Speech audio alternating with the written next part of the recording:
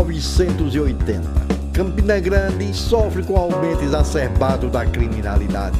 A polícia não tem mais como controlar tantos marginais.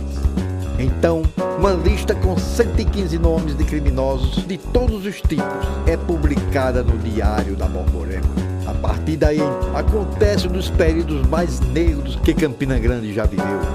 Membros destacados da Polícia Civil, conhecidos como Cícero Tomé, Chico Alves, Cacau, Temporal e Zezé Basílio, resolvem fazer uma limpeza na cidade e decidem criar o famigerado grupo de extermínio Mão Branca. A série de assassinatos de vários marginais traz terror e agonia, e uma paz disfarçada com sangue. A sociedade encara o Mão Branca como uma verdadeira polícia e aceita a velha máxima de que bandido bom é bandido morto. Mas o povo campinense não suporta tamanha brutalidade, principalmente nas mortes de Beto Fuscão, Barrão, Mocotó e tantos outros miseráveis que são cruelmente eliminados. Será que esta é a justiça necessária? É a necessidade de segurança junto à ineficiência da polícia que faz surgir o Mão Branca? A imprensa esquece a informação e o respeito. A população esquece a moral e a ética. Integrantes da polícia se aproveitam da ceguidade do direito. E tudo isso acontece enquanto a justiça tarda. Mão Branca foi uma espécie de desvirtuamento, né, da atuação policial. Notadamente policiais civis que resolveram assumir esse codinome de Mão Branca. Que surgiu na busca de conter a violência da Campina Grande, que na época era demais, muitos assaltos, roubos, né, assassinatos nas periferias. No ano de 1980, e correspondeu a essa incidência maior de criminalidade em Campina Grande. O que estamos nesse momento presenciando é a formação de um esquadrão especial, com plenos poderes e carta branca, para fazer uma limpeza nessa cidade. A polícia estava impotente para resolver a questão da violência. E como no Rio de Janeiro, o Mão Branca lá deu certo, né, entre aspas, porque lá no setor do Mão Branca, naquela periferia, naquelas favelas, diminuiu o índice de criminalidade, aí os integrantes do Mão Branca Campina Grande tiveram essa ideia, né, passar a exterminar de forma cruel os marginais, inclusive com requintes de perversidade. Pagaram um preço que estava em estado terminal de morte, por câncer. Ele foi arrastado dentro de casa, executado cruelmente, né? Você imaginar de crueldade foi feito com ele. Faziam uma festa, eles colocavam toros de madeira no ânus do sujeito executado, cortavam os órgãos genitais, colocavam na boca do cara. Então havia requinte de perversidade.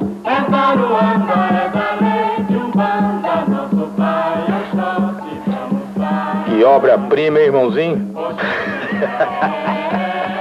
Essa violência do Mão Branca surgiu internamente, eu assim entendo. Por quê?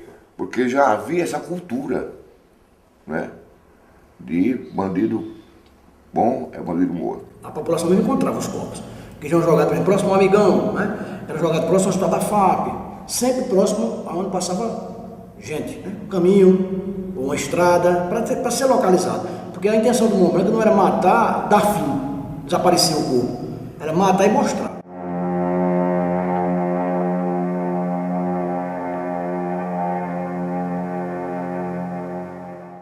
Agora mataram, não eram criminosos, eram rebutantes da sociedade, perseguidos, deserdados da sorte. Tinha bandidos, mas eram os bandidos que nem de perto chegavam à bandidagem que havia se instalado dentro dos órgãos oficiais. A silhueta é um bandido armado. Ele é rápido e perigoso. O alvo é aqui, aqui e aqui. Eles foram sempre mortos, não no enfrentamento pessoal da polícia com esses elementos à margem da sociedade. Eles caíam em armadilhas. Eles simulavam fuga eles tiravam pessoas da cela para executar. O sujeito já estava preso, né, sob a tutela do Estado, e o cara tirava de lá para executar. Era uma coisa feita às escondidas, não. E aí colaborou a famosa lista, né, do Diário da Alvorema, né, que manchou, digamos assim, para sempre a história do jornal. A polícia nunca elaborou lista para citar os bandidos que seriam exterminados pela polícia, ou pelo Grupo Mão Branca, digo melhor. Então essa lista foi criada dentro da redação do Diário da Alvorema. Porque na época, a lista que foi publicada nos jornais, e a gente depois descobriu, era a lista de presos corriqueira central da polícia. Cabia preso de noite e saía de manhã, lá tem a fichinha. Então pegaram um pacote de fichas, de presos, e fizeram uma lista, sendo que esses nomes soltaram na imprensa, como possíveis, né, vítimas do Mão Branca, e os nomes que iam, as mortes que iam surgindo, realmente eram daquela lista. Mas causou realmente pânico daqueles 115 que estavam na lista. É uma lista para incentivar e estimular a atuação, né? E como você diz, até mitificar, criar um mito. Então, a atuação do Alvorema foi deplorável. Então o Mão Branca sentiu uma celebridade, vamos dizer assim, o Mão Branca, que subiu na cabeça dos policiais, e a própria imprensa começou a endeusar, né? A imprensa campinense, não só os jornais, mas as rádios, deram um efetivo apoio, substancial apoio por trás, né, para o Mão Branca, transformando o Mão Branca num justiceiro à la Robin Hood. Ao contrário, que não dava para os pobres, né, tirava dos pobres, né. O que interessava para nós na imprensa era a execução dos marginais, para o sensacionalismo da reportagem, né? O que vendia na época não era nem saber quem estava matando, era saber a maneira que matou, era que dava golpe na época, não saber quem matou. Olha aí, moçada. A imprensa está com vocês. Pode ligar de novo esse negócio aí, direitos humanos. Numa ótica meramente comercial, de quanto mais escândalo, quanto mais coisa ruim, o povo compra jornal, né? É além de dizer que notícia boa não vende jornal, né? O jornal tem interesses, eu tenho interesses. O jornal lançou aquela ideia e ganhou de pronto a simpatia de boa parte dos seus leitores. A maioria do povo de Campina Grande aprovava a ação do Mão Branca, por conta da impunidade, né, que era constante. O cara matava, roubava e ficava solto, né, e a população só teve de socorro o Mão Branca na época. O Mão Branca existiu e durou até um certo tempo. Foi um período longo de 6 meses, não me lembro, porque teve esse apoio da sociedade. Esses organismos paralelos se intitulavam como defensores, inclusive até da democracia, do povo, da segurança nacional, etc., essa balela toda. Mas, na verdade, eles eram criminosos comuns.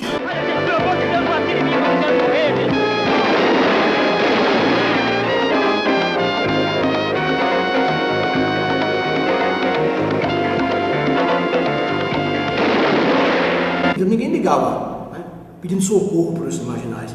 Pelo contrário, aplaudia porque a violência estava diminuindo, né. Aí só surgiu realmente os direitos humanos, a Comissão de Justiça e Paz e a Igreja Católica, que ainda hoje faz esse mesmo trabalho, né, de defender os direitos humanos, o cidadão, né, e condenar a justiça com as próprias mãos. Mas a sociedade, a maioria do povo de Campina Grande era favorável ao Mão Branca. Isso, de certa forma, inibiu o movimento de Justiça e Paz, a Comissão de Justiça e Paz, assim como a Diocese de Campina Grande, através do grande Dom Manuel Pereira, que foi inclusive também ameaçado, né? Correu um sério risco aí, porque se contrapôs ao movimento com a preservação dos direitos humanos. Isso estava no surgimento. Então, por conta disso, não havia também a consciência por parte da sociedade, do cidadão comum, com relação à preservação dos direitos humanos. Deu trabalho encontrar o Mão Branca, porque todo mundo sabia quem era e ninguém dizia nada. Um escumeiro, o pessoal que era atacado, e outros por conveniência, porque Só que tem comerciante aqui que dava munição, dava arma para eles praticarem. Sob o argumento de que esses crimes estariam sendo praticados em defesa da ordem social. Era uma espécie de saneamento coletivo da bandidagem que estava se acentuando aqui em Campina Grande, como de resto em todo o Brasil. Foi a professora Teresa Madalena, através da Comissão de Direitos Humanos da Diocese. Foi quem detonou todo o processo, o procedimento contra o Mão Branca. Foi quem encarou, né? Foi quem foi à rua, quem foi à rádio, foi à imprensa denunciar exatamente isso, que só estavam matando pequenos marginais, pequenos bandidos. Né? Eles achavam, no meu entender, que ia ficar na impunidade, né? Que ninguém ia investigar, porque Campina Grande estava ficando em paz. Só que deram mal porque na época o governador Tarcísio Buriti passou a investigar e realmente o Mão Branca foi elucidado com os autores que eram os policiais. E aí ocorreu que eu vim, fiz a denúncia e pedi a preventiva dos envolvidos, que eram todos policiais civis, e aí o processo caminhou. Mas havia a cúpula, que essa daí quase sempre foge às investigações, porque as pessoas que nos informaram não tinham acesso a esses escalões maiores. Aí deu a entender que os próprios comandantes deles sabiam, né, que se partia de dentro da própria central de polícia. Como tinha que haver a expedição de um mandado de prisão, né, ou a ordem de prisão preventiva, essa ordem tinha que ser cumprida pela polícia. E o juiz foi levar, não confiou nem ao oficial de justiça, o próprio juiz decretante foi levar essa decretação de prisão preventiva ao comando da polícia e misteriosamente e inexplicavelmente essa decretação vazou.